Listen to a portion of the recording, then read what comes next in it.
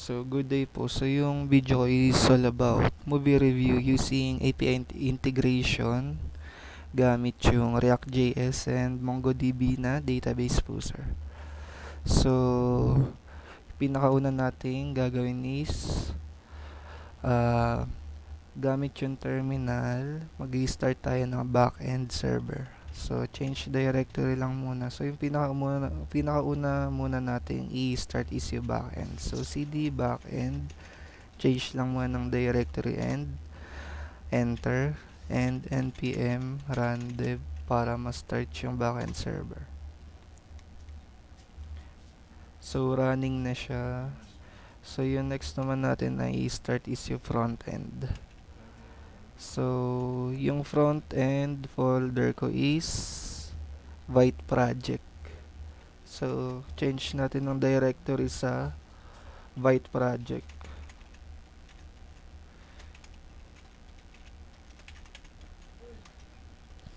So, i-start lang din natin siya npm run dev para mag-start yung front end. So, ito na yung front end na local host na link niya. So, check natin. So, ito na yung pinaka-overview ng na movie review website namin gamit yung React.js. So, dito may forms siya na pwede mag-add ng movie. So, halimbawa, gusto natin mag-add ng movie about sa halimbawa, Stranger Things Season 5 and yung genre action, ano pa ba, supernatural. Release year, sabihin natin 2021. Description, monsters, mga ganyan. Halimbawa ito, pwede natin i-add dito. Halimbawa, sa yung added na movie is pwede mag-comment yung mga users dito. So, dito na tayo mag-comment. Halimbawa, user ako. About sa Stranger Things Season 5 na in-add natin kanina is pwede tayo maglagay ng review. Halimbawa, fantastic. And yung name natin, mag-rate tayo, sabihin natin 5, yung review natin, and once na in-add natin yung review natin is mare-record na siya dito. Pwede din mag-add pa, so hindi ka pwedeng mag-add hanggat hindi mo pa na-fill out itong mga forms or field na to. Halimbawa, iba akong user, bawa 4 naman, sample review. So, add tayo ng review. So, madadagdagan na siya dito. May features din dito na na automatic nagko-compute yung average rating ng mga user. And so, every time na mag-add din ng movie o user is dito lang din ma-add and ayan, once na in-add, so automatic siyang mapupunta dito. So, ito yung mga recent na in-add ko na movie.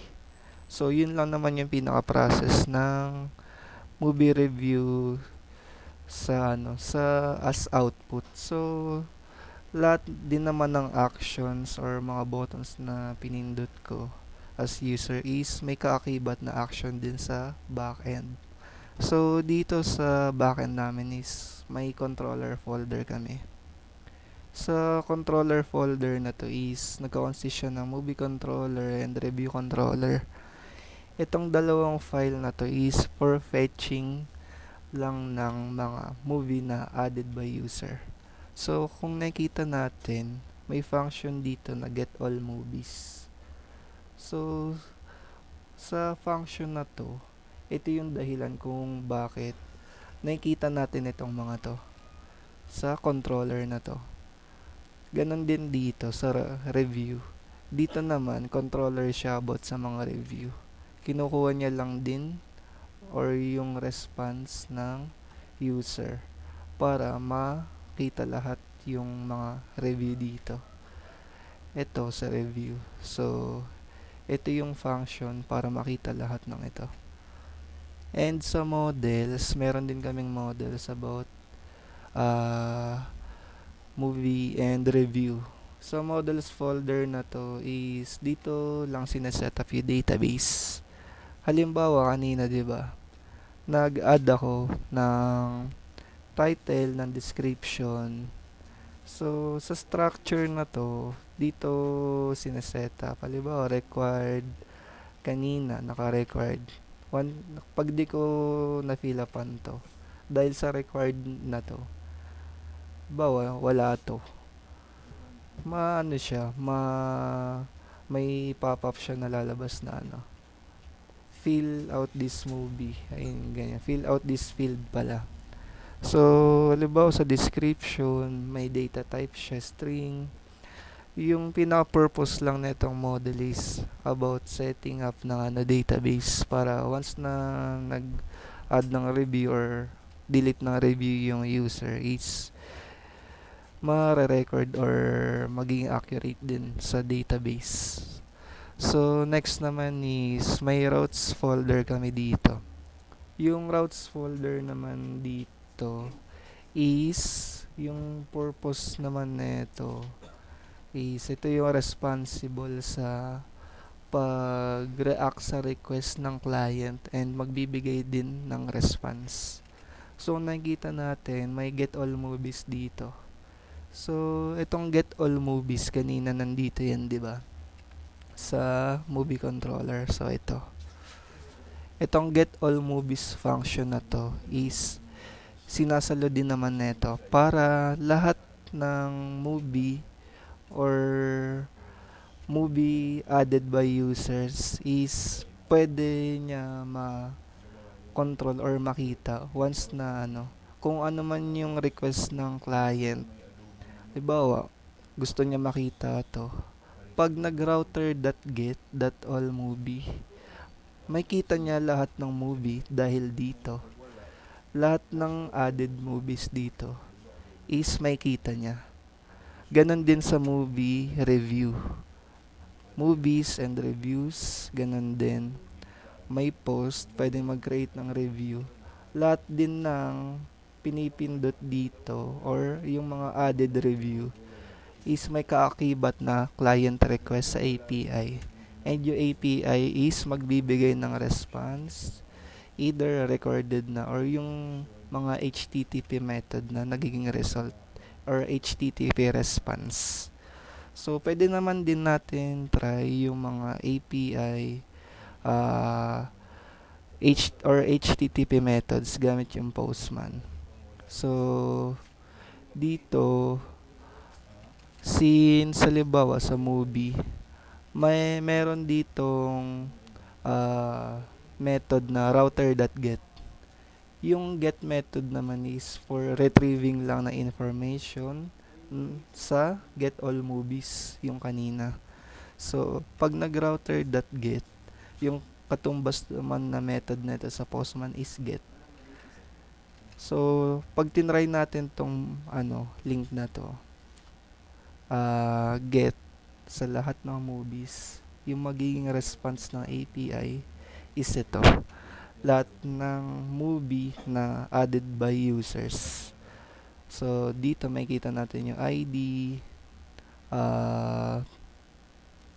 title, basta lahat ng movie na added by users is may kita gamit tong method na to kasi nire-retrieve lahat ng method na to, lahat ng recorded movies. So, sa Postman collection naman, ito yung dito yung lista ng mga HTTP method. Halimbawa, yung kanina, nag-get ako. Pang-retrieve to ng all movies. So, ito yung naging response ng Postman. At meron din naman ditong post.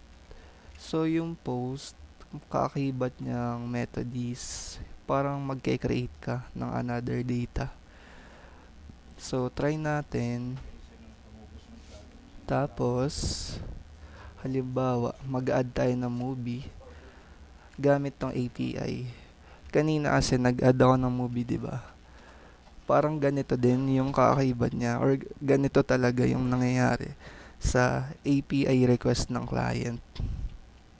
Halimbawa, so palitan natin yung movie name. Halimbawa, Batang Quiapo. So, ito yung sample description, drama. Yung release year, naka-number siya. 2022, sabihin natin. Try natin. So, yung method na ginawa ko is post. So, magke-create to ng movie sa sa database and dun sa front end. So, try natin. So, ito siya. Ito yung response niya. Batang Quiapo. Ayan. 22 created that. So, ito na siya. Pwede din natin check sa database. Pwede natin try. So, andito siya. Na-record din sa database and sa front end. Andito din siya. Na-record. So, yun lang po sir yung pinaka-process ng Movie Review API. Thank you po.